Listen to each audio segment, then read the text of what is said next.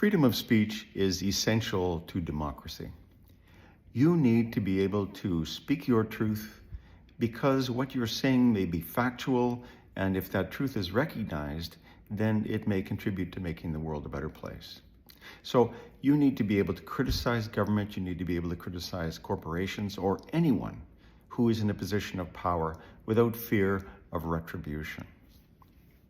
I'm all in favor of freedom of speech, but there are some forms of speech that should not be free.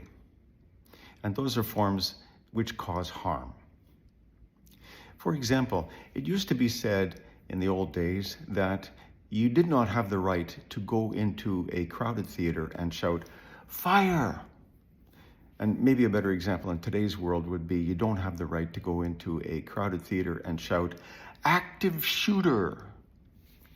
Because, of course, people will scramble, and in their fear and their desire to escape, they'll trample each other, and because it's a tight environment, people are going to be injured, and you should be held accountable for the harm that you caused there.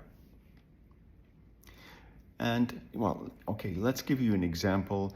Let's say that you are in your workplace or in your office or whatever, and a colleague comes up to you and says, "I'm going to kill you. I'm going to kill you and your family, and I'm going to burn your house to the ground, and I'm going to kill your dog because I don't like the way you think, I don't like the way you voted, and I don't like the things that you say." Well, if that were the case, you would have the right to call the police on them and hold them accountable for what they're saying. But the problem is, of course, nowadays, no one is going to do that to your face. Instead, they're going to go on the internet and send you messages anonymously.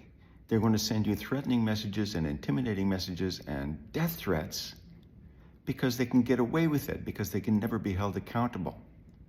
So the problem with that sort of free speech today is that it has a dampening effect or a chilling effect on others' freedom of speech because they're afraid to say the things that they say, or the truth that they believe, because they're afraid of being subject to intimidating messages, death threats, or even worse, coming from the internet.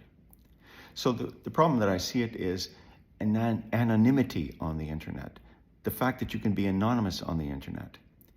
And I believe people should have the freedom of speech and they should have the right to be anonymous, but that problem has to be fixed. And in my next video, I'm going to explain why it could easily be fixed.